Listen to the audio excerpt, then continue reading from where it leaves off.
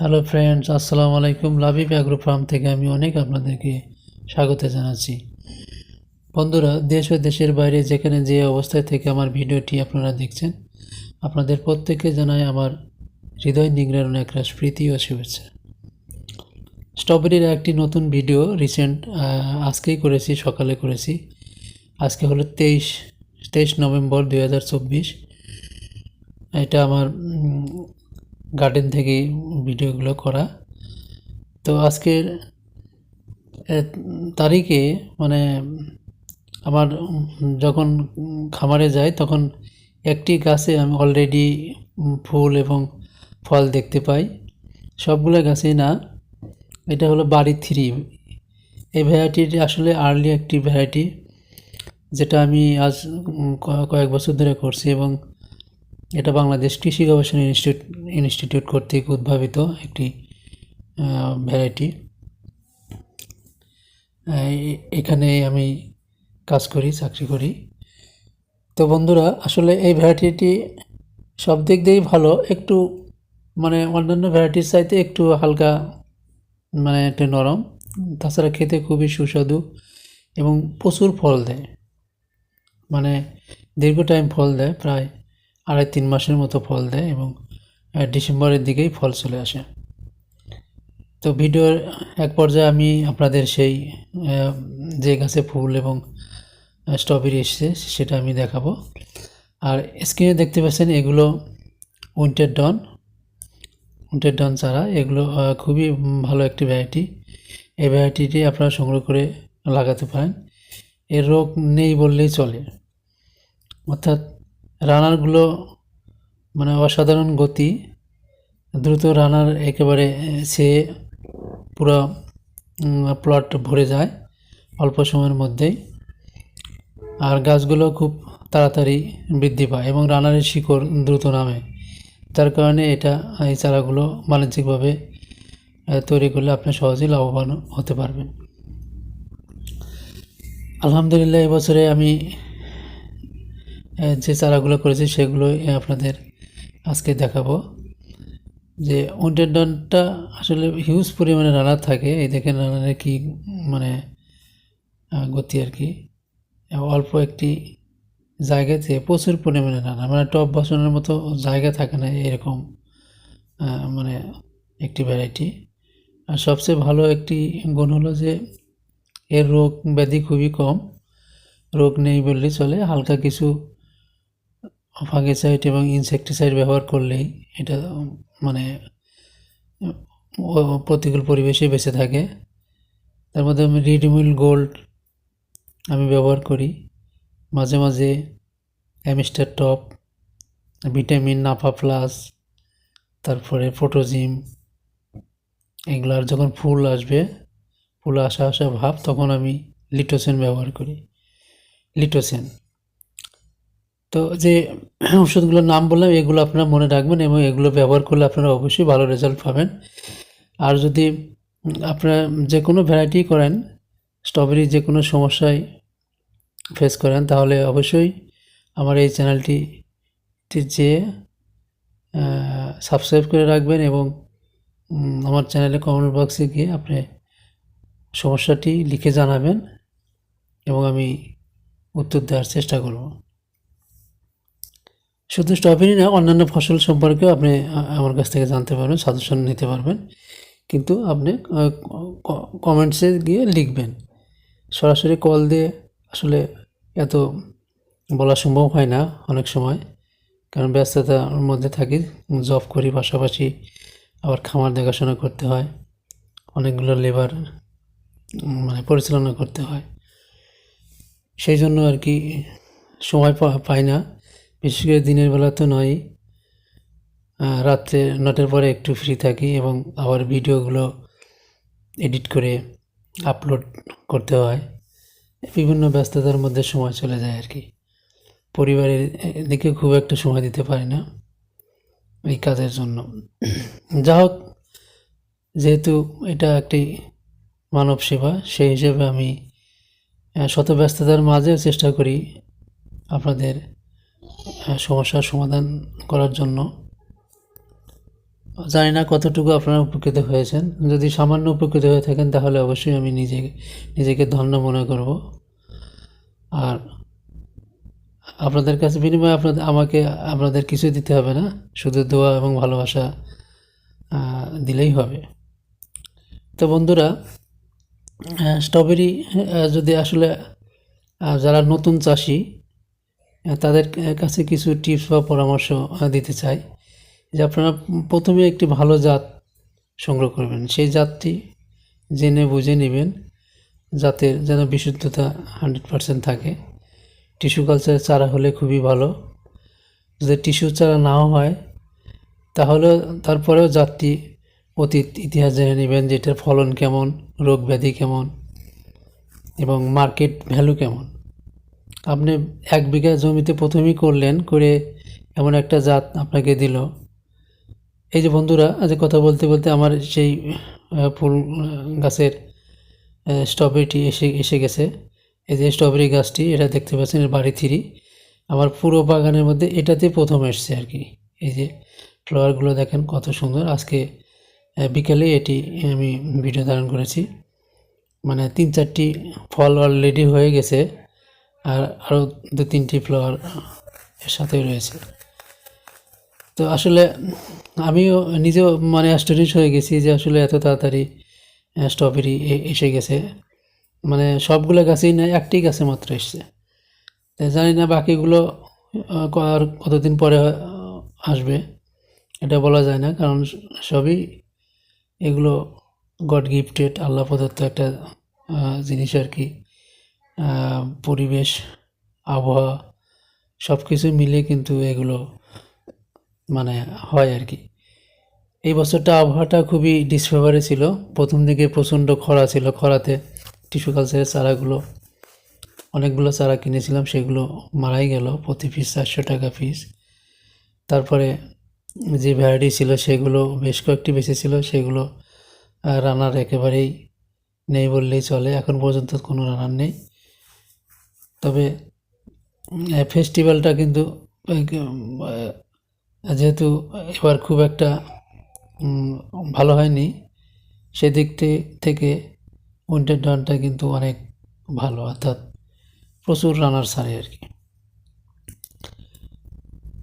আজকে আরেকটি জিনিস আপনাদের দেখাবো, যারা স্ট্রবেরিতে নতুন তারা কিভাবে এই চাষ করে পানি দিবেন, কিভাবে ওষুধ দিবেন, কিভাবে এবং কখন স্প্রে দিবেন, কখন সার দিবেন, এগুলো কিন্তু না জেনে করলে আপনি এই গাছগুলো মারা যাবে।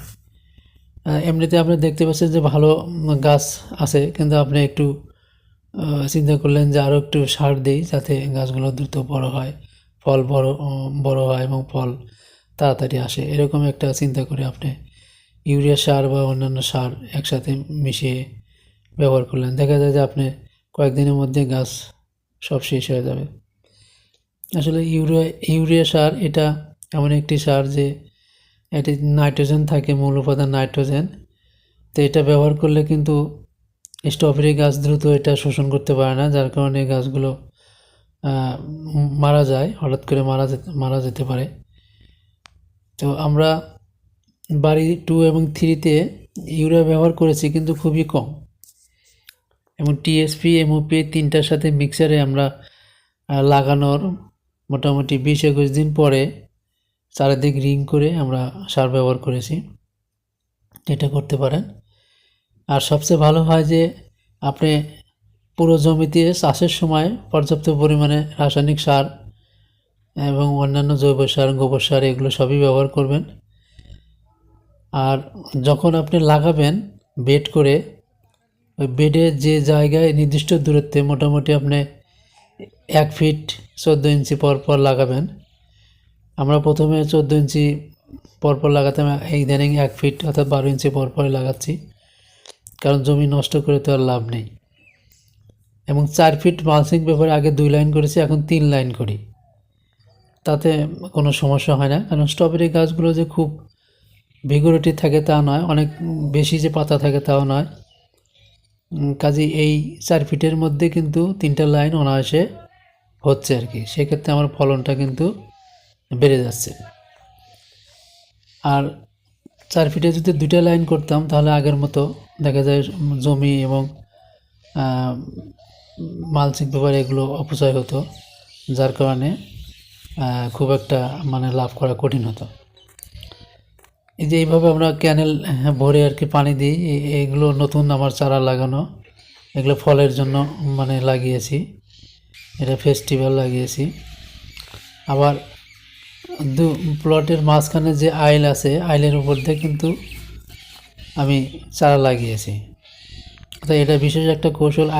আইলগুলো আপনি ব্যবহার করবেন, আর আইলগুলোতে ফেলে রেখে লাভ নেই। অনেক মোটা আইল, 4টে করে বেড পরপর একটি করে ব্লক তৈরি করেছি আইল দ্বারা। তো এত লেবার খরচ করে জমির মধ্যে এত টাকা পয়সা করে 1 ইঞ্চি জমি যদি ফেলে রাখি তাহলে তো লস।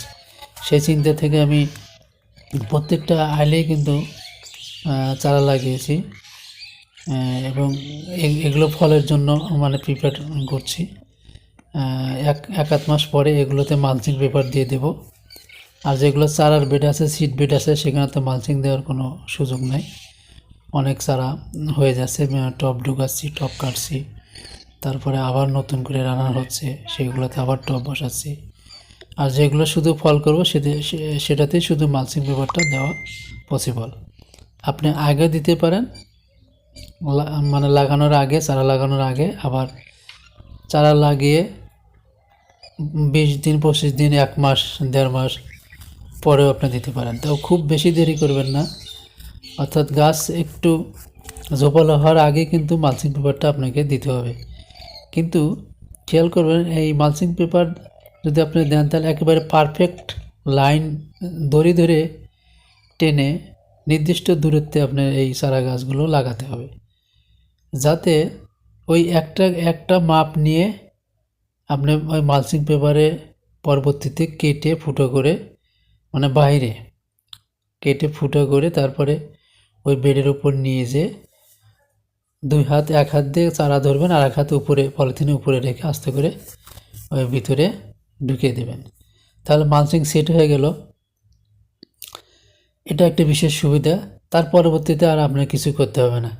আর এই 1 মাসের মধ্যে আপনি টপ ড্রেস করলেন, অর্থাৎ রিং করে সার দিলেন, নিড়ে টিড়ে ঘাস টাস পরিষ্কার করে দিলেন, ঢিল থাকলে ঢিলগুলো ভেঙে, পানি দিয়ে ভেঙে একেবারে গুঁড়ো করে দেবেন। তাহলে মালচিং পেপারটা একেবারে মাটির সাথে মিশে থাকবে এবং তাতে কোনো বাতাস থাকবে না, যার কারণে আপনার সুবিধা হবে। সেখানে কোনো আগাছা উঠবে না, একটি আগাছা উঠবে না। মানে ভাদাল ঘাস একটু উঠতে পারে, সেক্ষেত্রে 2-1টা উঠলেও কোনো সমস্যা নেই, সেগুলো আপনি টেনে মানে উঠিয়ে দিতে পারবেন। তো এইভাবে আপনারা করলে অবশ্যই আপনারা লাভবান হবেন। মালচিংয়ে ফলন খুবই বেশি ভালো, কারণ এটা একটা নতুন টেকনোলজি। আসলে এর ভিতরে কি জাদু বা রহস্য আছে আল্লাহ পাকই জানেন। কারণ এটা কোনো সার তেমন দিতে হয় না, শুধু বেসালের সার, যেটা অ্যাজ ইউজুয়াল অন্যান্য ফসলের জন্য যে সার দেওয়া, সেই সারটাই প্রথমে দিয়ে চারা লাগিয়ে দিয়ে মালচিং পেপার এর মধ্যে ফুটো করে চারা লাগিয়ে দিলে আরামে কিন্তু মানে ফলন বেশি হয়। যেখানে আপনি মালচিং ছাড়া তার চাইতে কিন্তু ফলন বেশি হয়। মালচিং ছাড়াতে আমরা দেখেছি সেখানে 3 বার সার দিয়েছি, পানি দিয়েছি, এবং 4 বার মানে নিড়ে আগাছা পরিষ্কার করে দিয়েছি, নিড়ে আগাছা পরিষ্কার করে দিয়েছি। তাহলে লেবার খরচ কিন্তু অনেক বেশি। আর মালচিং পেপারে কিন্তু ওই প্রথমেই যে সার দেয়, আর কোনো কিছু সার দেওয়া নাই, তাহলে কিন্তু এখানে আমার অনেক টাকা সেভ হয়ে যাচ্ছে, লেবার লাগছে না, তারপরে সার লাগছে না। আর ফাঙ্গিসাইড এবং ইনসেকটিসাইড অ্যাজ ইউজুয়াল আমরা ব্যবহার করছি। তা আপনারা আসলে স্ট্রবেরি মাঝে মধ্যেই স্প্রে দিবেন। সপ্তাহে আমি মানে 2টা স্প্রে করি সাধারণত। তো একদিন যদি আমি রিডিমিল গোল্ড ব্যবহার করি, সাথে ভার্টিমেক, তারপরে আছে অ্যাবামেকটিন বেনজয়েড, এই 3টে একসাথে করে আমি স্প্রে দিই। আবার 3 দিন পরে যদি আরেকটা স্প্রে দিই, সেক্ষেত্রে অ্যামিস্টার টপ আছে, তারপরে নাপা প্লাস বা নাপা ম্যাজিক ভিটামিন একটা, সাথে ডাইমেনশন আছে, মানে মোটামুটি 3টা করে কম্বিনেশন করে আমি স্প্রে দিই। এভাবে আপনারা করলে পরে কোনো সমস্যা নেই, কারণ কম্বিনেশন আসলে আগে জানতে হবে, আপনি এক্সপেরিমেন্ট করে তারপরে আপনি এটা করতে পারেন। তো এগুলো আমি পরীক্ষা করেছি, যার কারণে আপনাদেরকে মানে বলতে পারছি, এবং আপনারা এগুলো করতে পারবেন, সমস্যা নেই। আর সবচেয়ে যেটা সমস্যা স্ট্রবেরির, যে পাতাগুলো তামাটে হয়ে যায়, তামাটে খর্বাকৃতি হয়ে যায়। এটাই মেজর প্রবলেম স্ট্রবেরির জন্য, আর কোনো তেমন সমস্যা নেই। নাইট্রোজেনের ঘাটতিও অ্যাভেলেবল না।